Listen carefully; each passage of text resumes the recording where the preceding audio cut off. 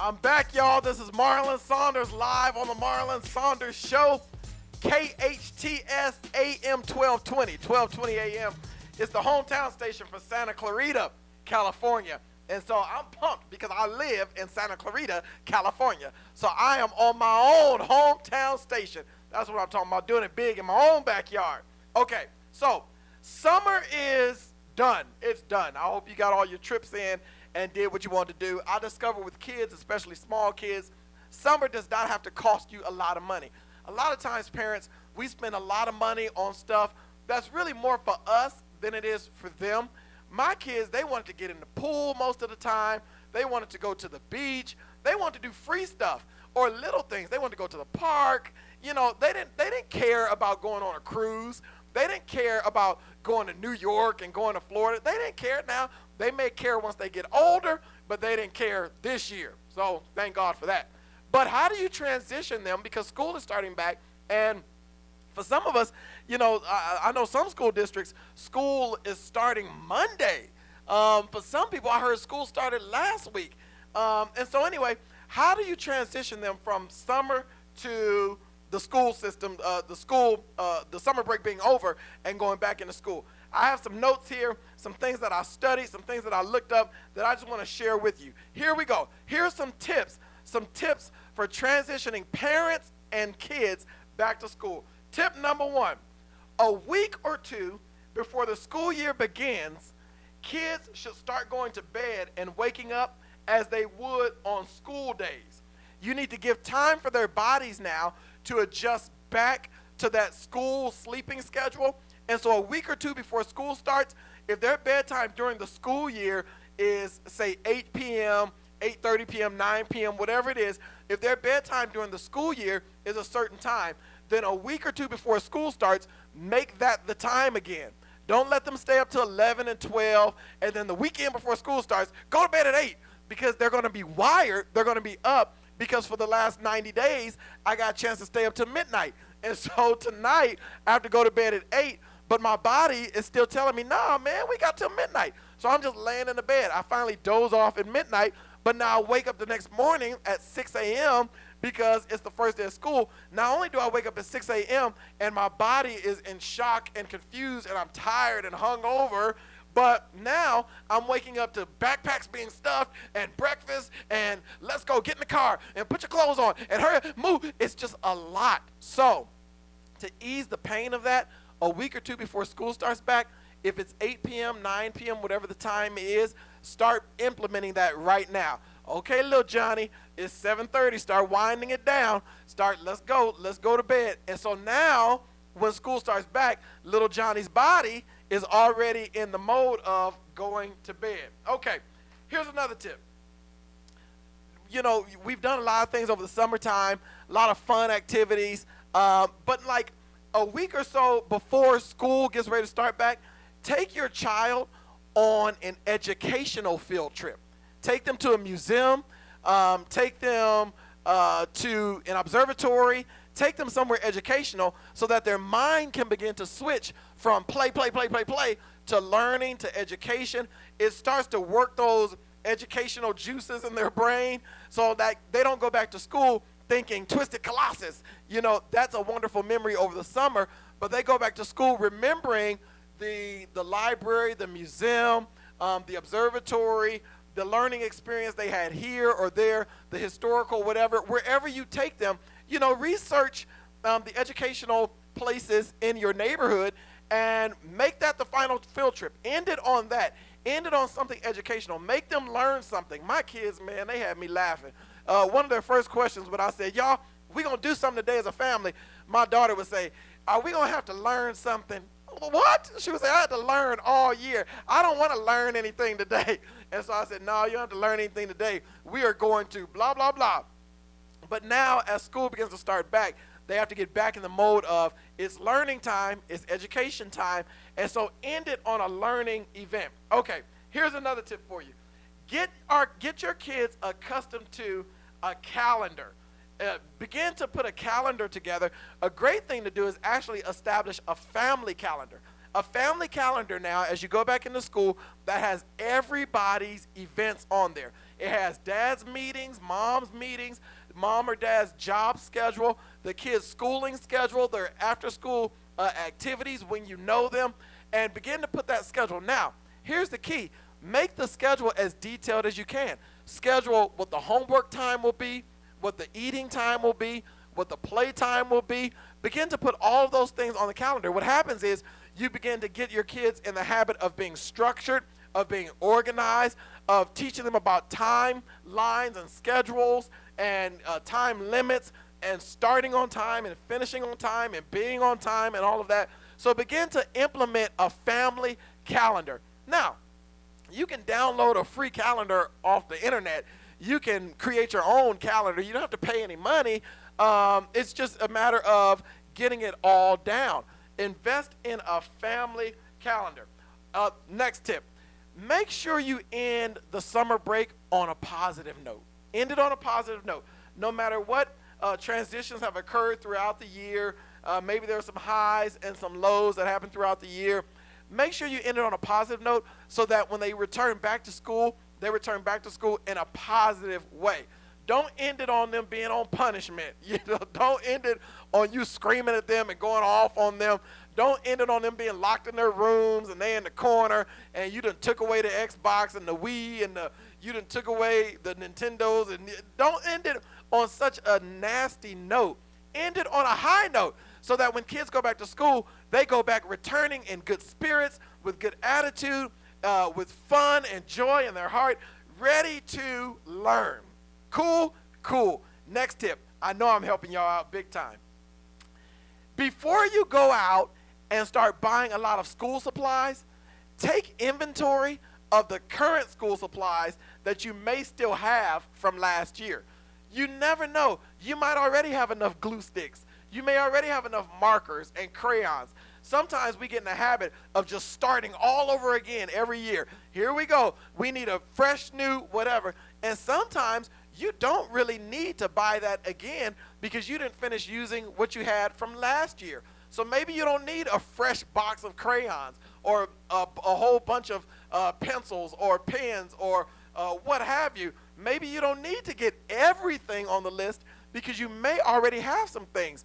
Look in the closets, look in the garage, look in the wherever you store things, the cabinets, wherever you in the office or wherever you store things in your home. Look in there, look around, and make sure you don't already have the things that are on the list because you may be duplicating things when you really could just save money. Okay, next tip. Include your child in on the back-to-school supply shopping, if possible. Include them in on it. Let them pick out the backpack. Let them pick out, the pencils and the pens wherever possible. Now, I understand sometimes kids, they just go for whatever has the biggest price tag on it. So when possible, within reason, include them in. Tell them, we can get this bag or we can get this bag. We can get this container or we can get this container. But include them in. I remember growing up, going out on back-to-school shopping with my mom and dad. It was so much fun, and it made me take ownership of everything. I picked these pencils. I picked these pens, and I picked we had whiteout. We used to use whiteout when I was a kid. I picked the whiteout, and I picked the whatever it may be, book covers, backpacks, and lunch pails, and all those things. I had a say in that, and it really made me feel included. It wasn't just like, look, here's your stuff. This is what you're taking to school tomorrow. Here go your stuff. But, Mama, it's a Wonder Woman lunch pail. Well, look, it was on sale for 99 cents. But, Mama, my friends are going to laugh. I don't care about your friends. Your friends don't live in this house. I don't know why I'm making my mom sound like that. But they included me, and it made me feel good. Let me give you one more before I go to break. Decide what area in your house is going to be the designated homework area. They need a homework area. We're not going to just do homework all over the house. Sometimes you're doing it in your room. Sometimes you're doing it in the kitchen. Sometimes in the family room. Sometimes it's out in the living room, the dining room. No. We're going to have a designated homework area. Now, watch this. In that designated homework area, we're not going to have any distractions. We're removing the cell phones. We're removing the TVs. We're removing the iPads and those things that are not connected to. Now, if things are connected to homework, that's different. But things that are not connected to the homework, we're going to remove all of those distractions. And every day when you come home, you know this is your area for you doing homework. My wife did a phenomenal job with that last year. She would always, when the kids came home, she would always go through their backpacks, take everything out, comb through it, and sit them in a very specific area in our house that was just designated for homework. Absolutely phenomenal job she did. And so we discovered that it helped our kids focus. It got them in a routine. It taught them structure. It taught them organization. It taught them so many things by having a designated homework area. I got some more for you, but I got to go to break. Don't go too far. Go get something to drink. I'll see you in a couple minutes. Marlon Saunders on the Marlon Saunders Show. Marlon Saunders right here on the Marlon Saunders Show. Okay, so I'm giving you tips to help you transition from the hype, the hustle and bustle, so to speak, of the summer back into the school year. Now, listen, if you can't write fast enough or you missed some things or you're like, this would be a great show for so-and-so, don't worry about it. The video from the show will be up on YouTube in a couple of days. The video will be up on YouTube in a couple of days, and you can just send them over there. They can search KHTS Radio, and the video from this show will come up, and they'll be able to benefit as well. All right, let's get back into it. How do you transition as parents and kids back into the school year? Remember, parents, our kids mimic our behavior. So the best thing to do is while they're doing their homework, you work on a project too. Sometimes we don't realize the distraction or the hindrance if they're doing their homework and we're on the phone, or they're doing their homework and we're watching TV, or they're doing their homework and we're just sitting around. They tend to mimic our behavior. So it's easier for them to do their homework if we're off to the side doing our homework too. In other words, working on a project, getting some work done, handling business. When they see us looking intent and getting stuff done, they want to get stuff done too, because little do you know, they want to be like mom and dad. So remember that they mimic your behavior. Create an inbox in your house where kids can get in the habit of leaving, permission slips or notes from teachers or things. Get them in the habit of coming home and dropping off things in an inbox. So now in their minds, when teachers hand them something in the classroom, they know this needs to go in the inbox. So when they come home, take it out, put it in the inbox, you go to the inbox, you get it out. Every day, parents, make sure you schedule at least 30 minutes for yourself. Do that while your kids are in school. Schedule at least 30 minutes for yourself so that you can kind of relax, read a book, go to the gym, do something so that you can refresh, so that by the time they get out of school, you haven't already spent yourself so much throughout the day that you have very little patience for the kid coming out of school. And so the kid is coming out of school, they're pumped, they're hyped, they're ready to do their homework or whatever, and you run yourself into the ground while they're in school, so you don't have much left for them. It's not fair for you, and it's not fair for them. So take a moment to refresh yourself while they're in school. Remember, parents, let's get in the habit of using positive phrasing, such as, you can go outside after your homework is done. That's better than saying, you're not going outside until you get this done. No, don't. Let's get out of the habit of saying it negatively, which you're not going to do, and let's get in the habit of saying, yes, you can do that. As soon as you get your homework done, you can go outside. Not, no, you can't go outside until you get it done.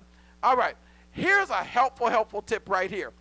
Try your very best to find clocks and alarm clocks that fit your child's personality. Not everybody wants to wake up to Not everybody wants to wake up to that. Kids have personalities. And so find an alarm clock that maybe has some creative music to it, maybe a lighting system in it. Find something that fits their personality that makes them want to wake up. When I was growing up, all we had was and it made me mad every morning. I didn't even want to wake up. I didn't want to get out of bed. That thing would go off, and I'd be so angry for like the first 45 minutes of the morning. And so, if at all possible, find an alarm clock that fits their personality. Okay, the night before, set the breakfast table. If you're eating cereal the next morning, put bowls out, put spoons out. If you're making breakfast the next morning, put plates out, put silverware out, put cups out. Set it the night before so that you're not rushing, slamming cabinets, knocking dishes all off the counter, going all over the top, trying to hurry up and get pancakes together. So set it up the night before. Speaking of set up a great laundry system. Have a great laundry system that's easy to sort through the clothes. Teach your kids when you take your clothes off, you put this here, and you go on. It teaches them again about structure and organization and things of that nature. Have a conversation with your kids or your spouse or whoever else is helping. Have a conversation about the pros and cons of sending your kid to school with lunch versus buying lunch at the school. There are some pros and cons in that. Have a conversation about it so that you can make up your mind ahead of time. Are we sending our kid to school with lunch, or are they going to buy lunch once they get there? Either way, create a menu a week ahead of time. If you're sending them to school with lunch, write out that lunch menu for the entire week. Monday sandwiches, Tuesday pizza, Wednesday whatever. Write it out, put it on the refrigerator, keep it in front of your child so that they know what is going in the lunch tomorrow, so that you don't have to wake up that morning saying, hey, what do you want for lunch? No, we've already discussed it and you've already received the menu. Now, with that being said, make sure you buy some reusable sports bottles because our kids need water throughout the day. The best way to teach them to increase their water consumption is to give them a reusable sports bottle that they can be proud of, that they can fill up and keep water in. With that being said, one of the other things you want to do when they go to school, send them to school with some emergency money, just some emergency money, just in case something happens. You never know. Maybe there may even be a book fair that you forgot about. But maybe you sent them to school with lunch, and maybe that's the one day there's like a surprise food truck that comes through or a surprise something, and they just wish they just had a couple of dollars just to get a snack from that. It's just good to know they have a little bit of emergency money for them or on them so they could get like a beverage or food or something of that nature. Make sure, parents, that as you return to school, make sure you have a backup transportation system. Get that locked and loaded right now, just in case you miss the bus, just in case there is an emergency on your end. Get a backup transportation system with a neighbor, with a friend, with a family member. Figure out what that looks like just in case there is an emergency. A couple of more things I'm going to give you, and then I'll be done for the day. Figure out ways to be involved in their classroom. My wife, most of these tips, by the way, I got actually, just watching her. Watching her do what she did last year with our children actually created most of these tips. She was extremely involved in their classroom. Both, the 2.5-year-old, he wasn't in school yet. He just turned 2 in February, so he was at home.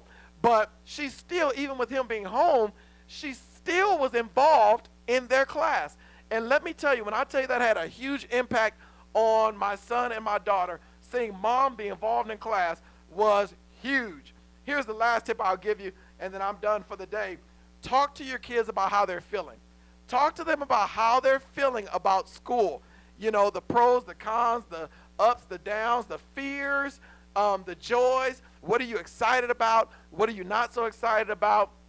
Even with that being said, talk to them about getting involved in new things. Let them try new clubs. Let them try new activities.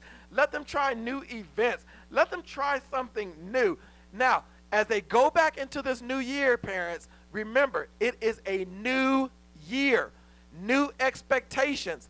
If they didn't do so well the last academic year, the slate is clean. This is going to be their year where they're going to do great. Maybe the grades slipped a little bit last year. It's okay. They made it to this year, and we're going to get those grades up. So if they had a series of, average or maybe below average grades, nope, this year we're getting A's, we're getting B's, and I'm going to do everything I can to make sure that you get those A's and B's that I know are on the inside of you. Don't worry about it again. If you missed any of this, it'll be up on YouTube before the week is over. Next Saturday, I'll be at the Pain to Power Conference in Manhattan Beach. Log on to Latte, Latte, lattelife.org and get information about that. Join me at Valencia High School tomorrow morning at 9 a.m. or 11 a.m. in the Performing Arts Theater at Valencia High School for church. And then the last thing, Kia Ingram Happy birthday. She turns a big one today. It's not my job to let you know what the big one is, even though there's a big party celebrating it and she put it out there herself. It's still not my job. I'm a smart man. But happy birthday, Kia. We love you. Chaz, thank you for filling in for me last week in church, man. Love you big time. I love all of y'all. This is Marlon Saunders on the Marlon Saunders Show. I'll see you next Saturday if I don't see you in church tomorrow. Have a great one, y'all. Talk to you later.